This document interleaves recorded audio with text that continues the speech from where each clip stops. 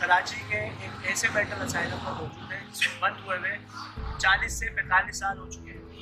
और इस mental asylum में जब ये आबाद था, यहाँ पे कुछ ऐसे केसेस आए जो मेंटल यहाँ पे लाए गए, वो बाद में उनकी अमवात हो चुकी है। यहाँ पर इलाके वकील ने बताया कि यहाँ पर इस जगह की वजह से बहुत सारे हादसा हुए, ठीक है, रोड पे, और ये चलता हुआ रोड है, ठीक है। गुंजानाबाद आ जाकर तकरीबन आज से 25 साल पहले यहाँ वीराना था। अलग शोर है, अंदर से कुछ ऐसा आहट सी आई, पत्थर आया। तो ऐसा ना हो कि अल्लाह ना करे कोई जान नुकसान किसी को हो सके। अगर कोई चीज़ दिखी जो मुझे दिखी है वो दिखी और वो यदि इधर मुझे आहट महसूस हुई,